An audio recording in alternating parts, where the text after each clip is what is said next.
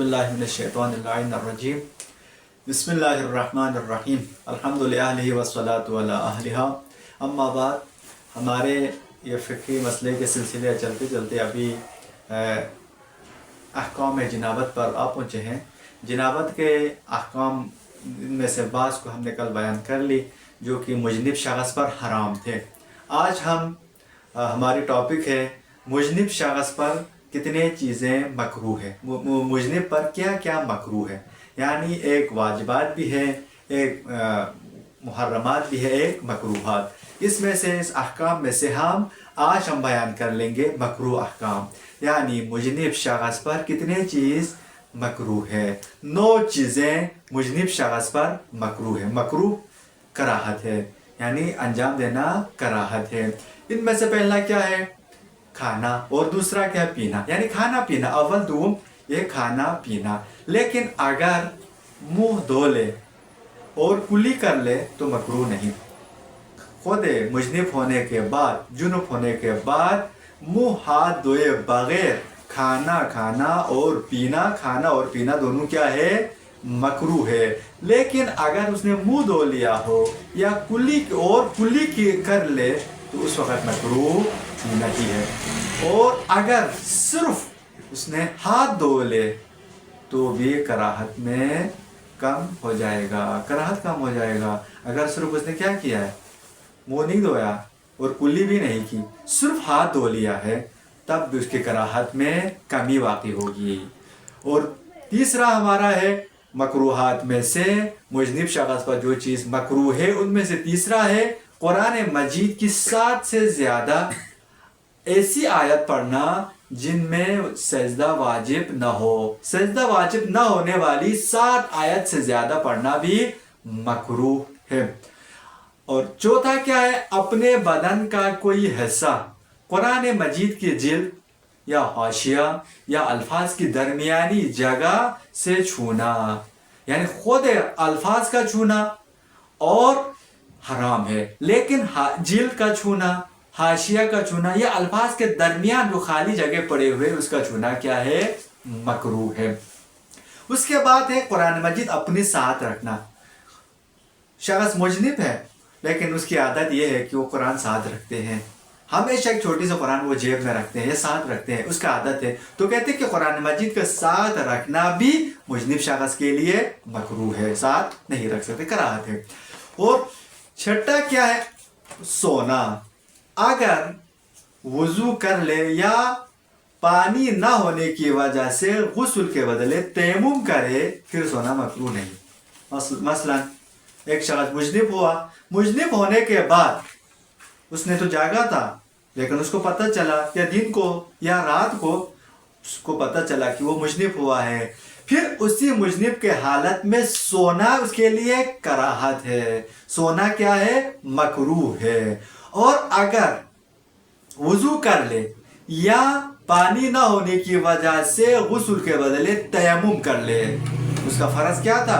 غسل کرنا تھا، اس کے لیے پانی نہیں ہے، اس کے بدلے اس نے کیا کیا؟ تیمم کیا. یا پانی ہے، ٹھنڈا ہے، وہ غسل نہیں کر سکتا، تو اس صورت میں سونا مکروہ نہیں ہے اگر اس نے تیمم کی ہو.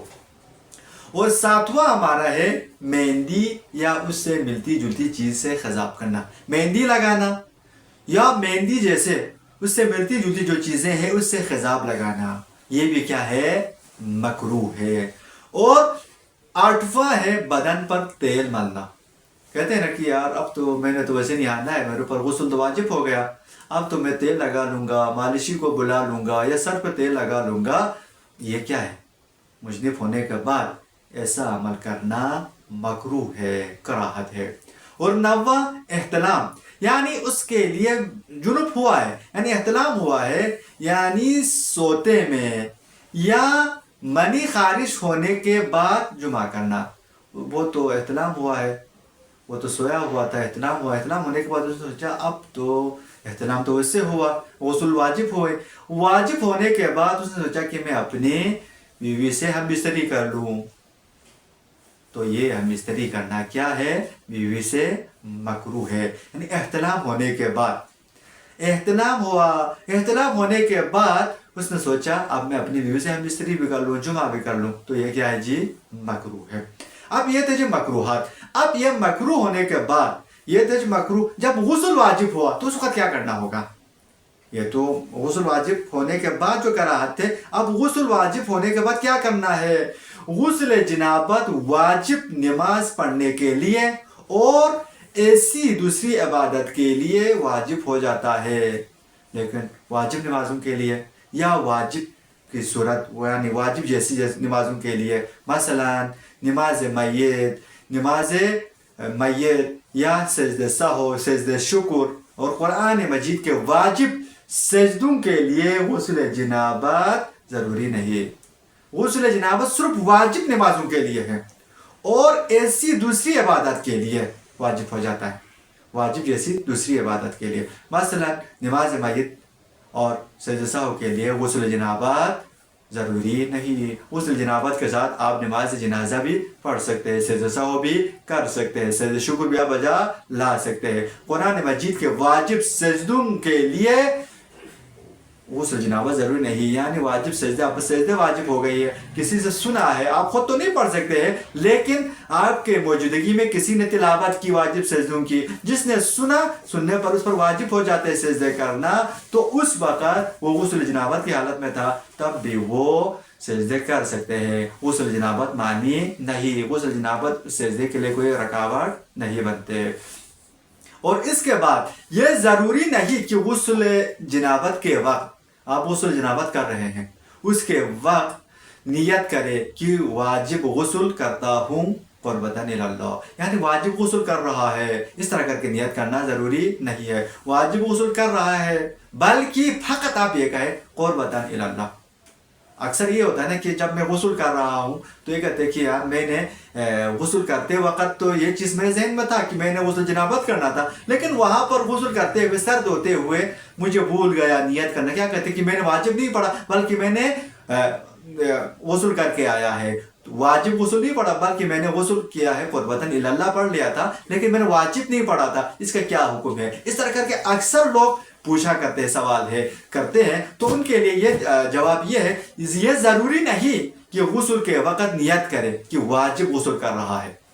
गुस्ल के वक़्त नियत करे कि वाजिब गुस्ल कर रहा है, ये बल्कि फ़कत कुर्बतन इलल्लाह, कुर्बतन इलल्लाह पढ़ ले बस। कुर्बतन इलल्लाह मानी क्या? कुर्बतन इलल्लाह का अल्लाह ताला की रिज़ा के इरादे से गुस्ल करे तो काफ़ी है। अल्लाह ताला की रिज़ा के इरादे से आप गुस्ल कर ले, इसी से आपका गुस्ल जनाबत जितने और दूसरे जो वाजिब गुस्ल है वो सारी इसी एक नियत से आप कर सकते हैं। यानी जो भी गुस्ल हो, या गुस्ल मस मैयत हो, या गुस्ल जनाबत हो, या ख़वातीन की गुस्ल इस्तिहाज़ा हो, या निफास हो, जो भी हो, यानी जितने गुस्ल हम पर वाजिब है वो आप सिर्फ कुर्बतन इलल्लाह की नियत से कर सकते हैं। ये थे जी आज के हमारे फ़िक़ही मसले, और दुआ करते परवरदिगार आमीन मसाइल को सीख कर समझ कर अमल करने की तौफीक अता फरमाए, और साथ ही साथ हमारी चैनल को सब्सक्राइब और लाइक करना ना भूलिए, ताकि मज़ीद हमारी ये वीडियो आप तक पहुँचते रहे। वाखिर दावाना अनिल हम्दुलिल्लाहि रब्बिल आलमीन।